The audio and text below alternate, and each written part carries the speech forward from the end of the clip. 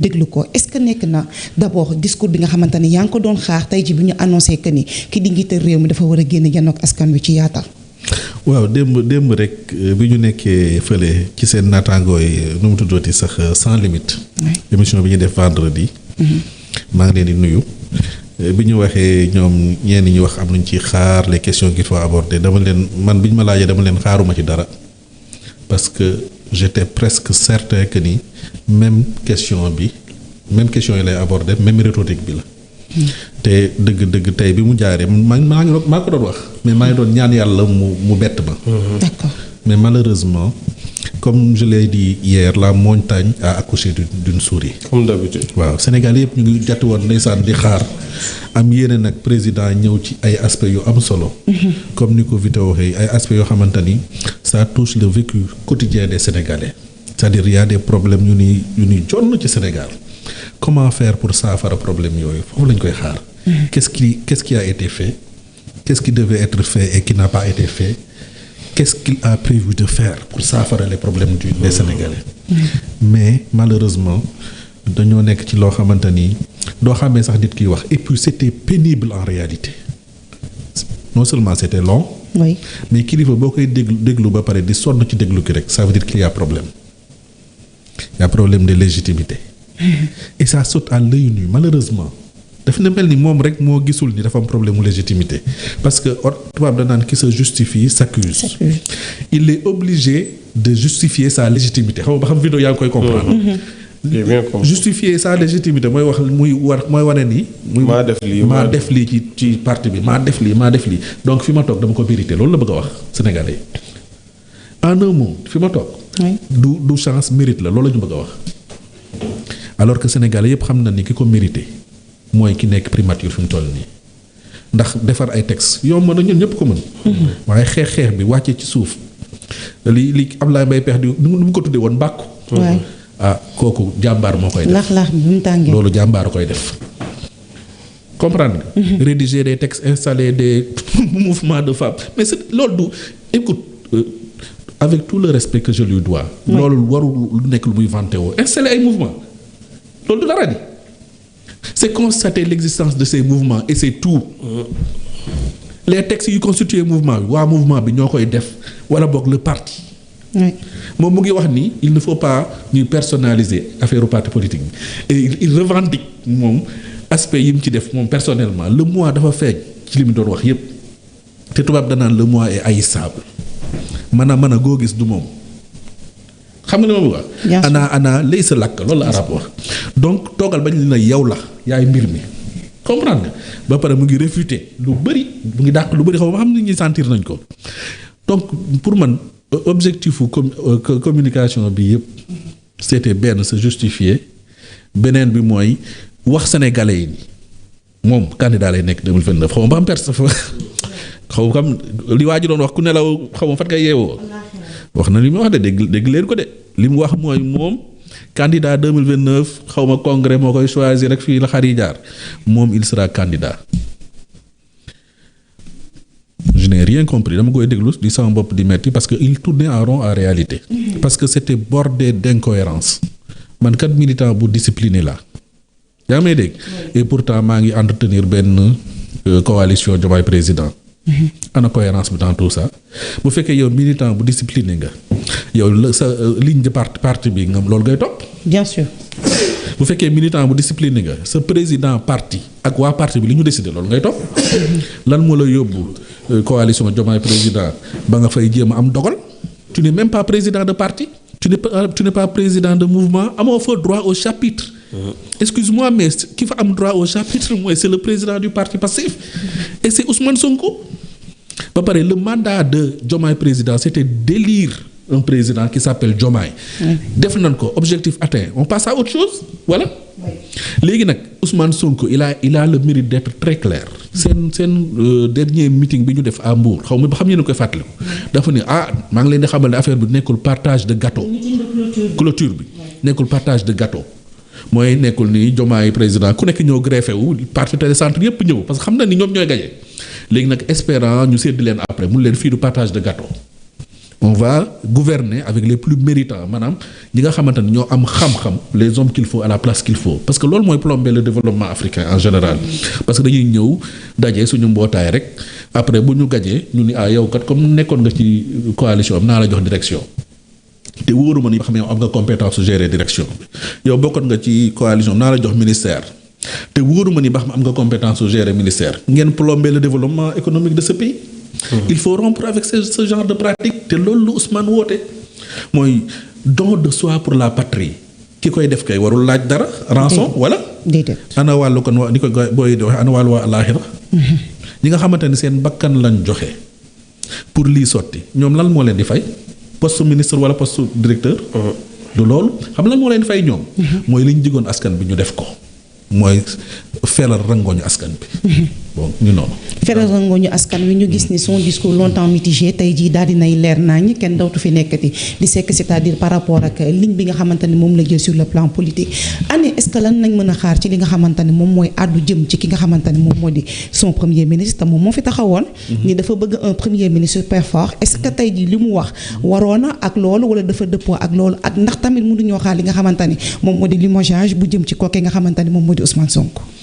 man wax naa ko ca koor ga laa ko wax dama ni li ma metti te li ma foog li may njort te yàlla bu mu am mooy il va se séparer de Sonko te bu yemoon foofu sax mu sedd waaw te li may wax ni yàlla bu mu am man li may njort mooy il va non seulement se séparer de Sonko mais on va essayer de lui coller des problèmes yoo xamante ni dina tax daal bokkam dina jafe parce que benn piège bi déjoué nañ ko. waay mooy article 29 article 30. loolu sax moo waral ñu précipité di génne seen avant projet. avant projet de loi yoo xamante ni il te faut 2 ans. 2 ans soxna si pour écrire 4 avant projet de loi est-ce que loolu efficacité la ngay invoqué naan non bind loi dafa metti ñun ñëpp xam na nit loolu discipline la c'est la légistique. mais yow avant ngay ñëw au pouvoir. nga amoon yéene def ay réformes waroon nga am benn projet de document n'est-ce pas. Bien sûr. avec yow cadre yi nga xamante ni ñoo nekk ci Pastef les juristes notamment te dooni ma ci biir Pastef amul ñu jàng légistique mën a bind ay loi du dëgg. ñooñu koy waroon nañu bind projet. bi ñu ñëwee nag ba jël pouvoir bi. projet boobu mën nañ ko soumettre yeneen expert beneen comité boo xamante ne dañ leen di jox timing bu kii ni leen vous avez 2-3 mois pour xoolaat ces projets de loi. bind ko on n'avait même pas besoin en réalité d'organiser ay xaw ma nu ñu koy tuddee ay journée de concertation ak xaw ma dialogue. parce que nit yi dañ leen a fal à 54% pour ngeen doxal seen programme. ça veut dire que programme mu ñeneen ñi intéressé wuñu seen programme yéen moo ñu intéressé li ngeen ñu wax doy nañu xam nga kan ngay rendre compte ëllëg le peuple sénégalais. te le peuple bi nee na programme bi ñu jox doy nañu kon kay li nga war a def rek mooy doxal. comprendre nga dama koy faral di misaal ni dafay mel ni manifeste ci avion. maanaam avion bu war a jógee Dakar dem Paris nga dem ba war a décoller. pilote bi am gàllankoor maanaam feebar ñu changer beneen pilote est-ce que pilote boobu danaan non manifeste bi dama koy changer déedéet amu ci droit.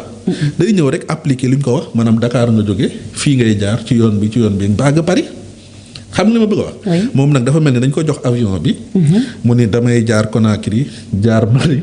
jaar Côte d'Ivoire doog di dem Paris. te loolu nekkul woon ci manifeste bi. donc li mu waroon def rek mooy appliquer à la lettre mooy le projet. mooy le programme de Diomaye président mooy le programme de Sonko. président bi njëkkoon moo mujjee nekk programme Diomaye président. loolu la ñu waroon appliquer à la lettre. avec beaucoup nag d'efficacité. bu ko boobu bu ñu ko defoon Sénégal yi dinañ ci gaaw gis seen bopp mais dafa dem ba ci biir mbir mi leneen dugg ci li gars yi doon wax naan le pouvoir rend fou et le pouvoir absolu rend absolument fou waaye nag parfois bakkan bu ci duggee ak bànneex ci mbir yi nga xamante ne loolu amu ci yoon moo lay jëlloo yenn décisions yi te parfois doo ko xam nga bakkan ak bànneex bu la xasee ba mën yaa ngi ci biir piège boo xamante ni yow xamoo ko en réalité doo ko yëg keneen moo koy gis ci yow.